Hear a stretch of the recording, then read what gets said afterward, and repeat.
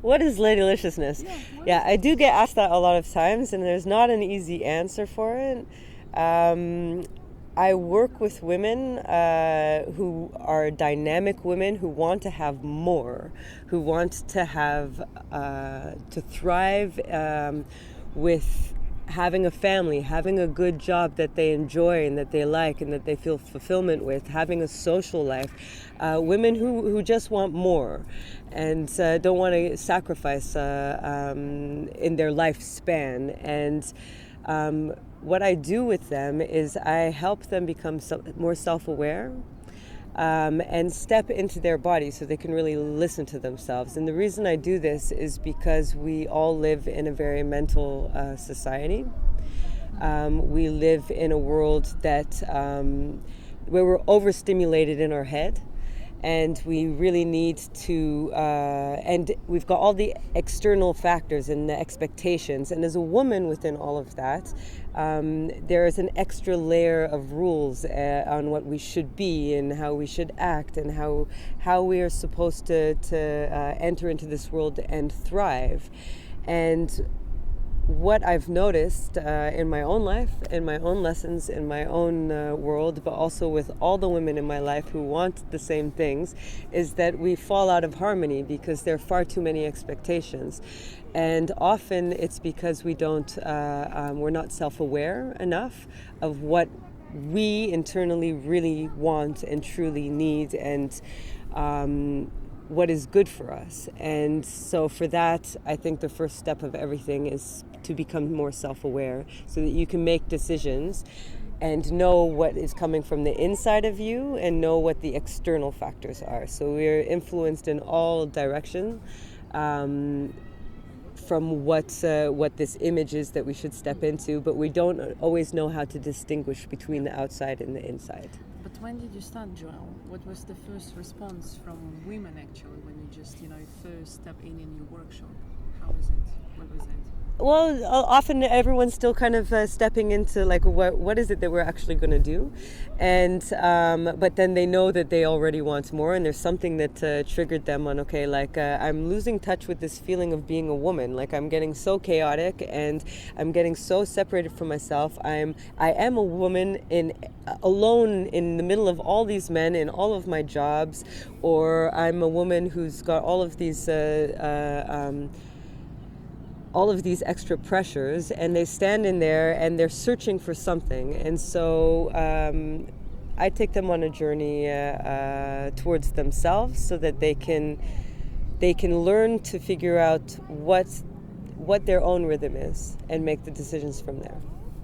Okay. But did they struggle at the beginning also to define and to search? Absolutely. We're very how do you say it? They struggled on knowing what the best way is, because we're in a patriarchal system right now that has a kind of linear view on what it is that we should be doing. We have to do this, and then we get that, and then we do that, and then we get this, and then we follow all of this formula, and ultimately we should be happy. And what we're finding is that we're not that happy at the end of that. And so we're putting a lot of investments into stepping forward, but we don't really have a guidebook on what will make us eventually happy at the end of the day. And so still very loose and unaware of what the first step is towards connecting into themselves, but also finding balance. Yeah. Some women call it that they're feeling very overwhelmed and stressed. Some women think that I've lost touch with my femininity. I'm not exclusively only dealing with femininity, but because we're women, that is a huge part ultimately of what I end up doing. Is exploring that feminine part of ourselves, because it's been so suppressed and excluded from our everyday lifestyle. We just have to adjust. We're not allowed to have a period. We're not allowed to be moody. We're not allowed to have any rest time. We have to be the same every single day. And that's not always easy.